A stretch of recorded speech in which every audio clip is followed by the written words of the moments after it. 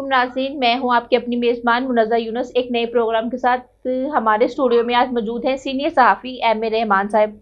आज बात करते हैं, हमारे साथ रहिएगा। आज का जो मेरा बुनियादी सवाल है रहमान साहब, नवाज शरीफ की जानिब से बानी पीटीआई से मुज़ाकरात की कोशिश हो रही है, इसमें कितनी सदाकत है, ये सर आपको बताएंगे। जी सर। मतलब मैं आपके सवाल के साथ बिल्कुल, आपने बहुत बेहतरीन और बड़ा मेयारी और बड़ा वक्त पे जो है ये सवाल किया है। और ये जो स्टेटमेंट है, ये बैरिस्टर साहब है खैबर पख्तूनख्वा के सैफ साहब, ये इनकी अपनी एक स्टेटमेंट है, मगर एक स्टेटमेंट 2023 में भी बानी पीटीआई की यही थी कि मैं जो है मैंडेट चोरों से नहीं मिलूंगा, मेरी इनके साथ कोई भी मसालत नहीं, मैं हमेशा जो है वो मफामती के साथ साथ जो है वो मैं इनके साथ जो है कोई भी ऐसा किरदार अदा नहीं करूंगा। तो पाकिस्तान मुस्लिम लीग नवाज के साथ इनका इत्तेहाद तो कभी हो ही नहीं सकता, क्योंकि बानी पीटीआई ने इससे पहले 2023 है उसमें भी अपनी स्टेटमेंट जारी की थी। मगर जो अब सैफ साहब ने, जो अतलात नशियात के मशीर है, जिनका कहना है कि मफाकती बयान देकर मियाँ नवाज शरीफ साहब जो है वो वजीर आजम बनने की कोशिश कर रहे हैं, या उनका अगला टारगेट जो है वो मियाँ शहबाज के बाद खुद वजीर आजम पाकिस्तान बनने की जो है वो ख्वाहिश रखते हैं। तो इसके साथ अगर पीटीआई की इस चीज़ को देखा जाए तो ये एक मैं उनका ज़ाती बयान हो सकता है सैफ साहब का, मगर जो पार्टी का मामला है, जो पार्टी के फैसले हैं, वो मैं समझता हूँ कि वो कभी भी बानी पीटीआई इस तरफ नहीं जाएंगे कि वो इनके साथ जो है वो मफाहमती या मशावरती कोई इजलास बुलाए या इनके साथ भी मफाहमत करें। सर मेरा दूसरा सवाल है, सिविल सर्वेंट्स एक्ट में तरमीम का आगाज कर दिया गया है, आपको क्या लगता है कि इसमें बेरोजगारी में इजाफा होगा? जी मतलब ये जो उन्होंने 60,000 का फिगर दिया है, ये 60,000 का मैं जो फिगर है ये सिर्फ और सिर्फ अखबारी इदादो शुमार है। ये 60,000 से ऊपर है तकरीबन, और तकरीबन 73,000 74,000 जो मुलाजमीन मुतासर होंगे। तो अगर ये ऐसा एक्ट लाते हैं, रूल EMD 1973 के बाद जो मुलाजमीन के लिए कौमी असम्बली में इसकी तरमीम लाते हैं, तो यकीनन ये 70,000 से ऊपर जो है मुलाजमीन बेरोजगार होंगे। मगर अगर ठीक है उन्होंने महकमे ख़त्म करने हैं, निजकारी का अमल शुरू करना है, तो ऐसा एक्ट लाया जाए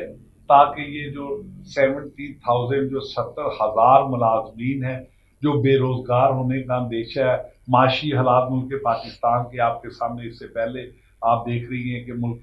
की जो मैशियत है वो जवाल का शिकार हो रही है, और ऊपर से ये 70,000 मुलाजमीन का अजाफी बोझ मुल्क पाकिस्तान में, ये किधर जाएंगे, बेरोजगारी की जो है वो हदें छू रही हैं। तो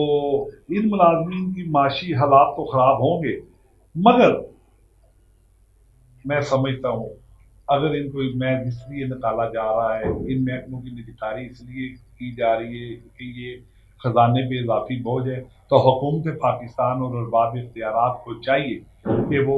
वजीर आजम हाउस से प्रेसिडेंट हाउस, वजीर और मशीरों के जो है वो अखराजात कम करें, उनके जो फजूल सहूलियात जिनका कोई ऐसा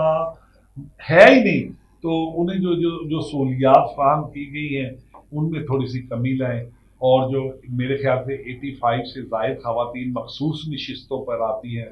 हर इंतखाबात में, जिनका हमें कोई फ़ायदा ही नहीं होता, तो वो आकर जो है 2 MP MN उन्हें मेंबर्स बाई असम्बली बना देते हैं, और वो तनख्वाहें भी लेती हैं और मरात भी लेती हैं, यहाँ तक कि उनका जो है वो पासपोर्ट का कलर भी चेंज कर दिया जाता है, और वो बैरून ममालिक आने जाने में भी उन्हें बहुत सी सहूलियात मुहैया की जाती हैं। तो उनका खात्मा किया जाए, मखसूस नशिस्तों का खात्मा किया जाए, जो कि तमाम पार्टियों की तरफ से जो खवातीन नुमाइंदगी करती हैं, जिनका आवाम को बिल्कुल कोई फ़ायदा नहीं है। मगर अगर ठीक है हुकूमत पाकिस्तान ने एक्ट लाने का फैसला कर ही लिया है, तो उस एक्ट में इन मुलाजमीन जो बेरोजगार होने जा रहे हैं, इन्हें कोई ऐसी सहूलियात फराहम करें, इन्हें कोई ऐसे मालियाती पैकेज दें जिनसे कि मुलाजमीन के चूल्हे ठंडे ना हो और उनके माशी हालात ख़राब ना हो। उनके छोटे छोटे बच्चे हैं, अब वो उम्र के इस हद में है کہ اگر انہیں نکالا جائے گا نہ تو انہیں کوئی پرائیویٹ سیکٹر رکھے گا نہ تو میری حکومت پنجاب اور ارباب اختیارات اور بالخصوص وزیر اعظم میاں محمد شہباز شریف وزیر اعظم پاکستان سے درخواست بھی یہ ہے کہ انہیں کوئی ایسے ریلیف ایسے پیکج دیے جائے تاکہ وہ اپنے بچوں کے 2 وقت کی روٹی جو ہے وہ کما سکے. سب سے پہلے انہیں گولڈن شیک ہینڈ دیا جائے یا انہیں کسی دوسرے اداروں میں جو ہے وہ سرپلس اسکول میں بھیجا جائے تاکہ وہ اپنی سروس جو ہے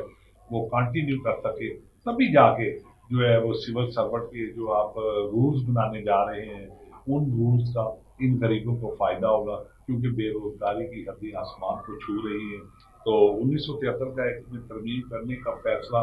تو انہوں نے کر لیا ہے. تو وزارتوں اور محکموں میں بھی جو ہے وہ ٹرانسفر کو یقینی بنایا جائے تاکہ جو ملازمین یہاں سے فارغ کیے جائیں انہیں دوسرے محکموں میں سخت اسکول میں بھیجا جائے. سر محکمہ ANF کے کردار کو آپ کس نظر سے دیکھتے ہیں؟ جی بالکل، یہ محکمہ ANF anti narcotics force department, یہ اینٹی نارکوٹکس فورس بیسیکلی جو ہے وہ منشیات کے خاتمے کے لیے اپنا مرکزی اور کلیدی کردار ادا کرتی ہے. تو ابھی حال ہی میں مختلف تعلیمی اداروں تعلیمی یونیورسٹیوں کے باہر ANF کا کردار بڑا مرکزی رہا. انہوں نے وہاں سے منشیات مافیا کو گرفتار کیا. تو میں سمجھتا ہوں کہ ANF کا کردار ملک پاکستان کے تمام کونے میں جو ہے وہ بڑا ہی اہم ہے. اور اس کے ساتھ ساتھ جو ان غیر قانونی کاروبار میں ملوث مافیا کے خلاف یہ جو گرفت انہوں نے اب تیز کی ہے، ان کی سرگرمیاں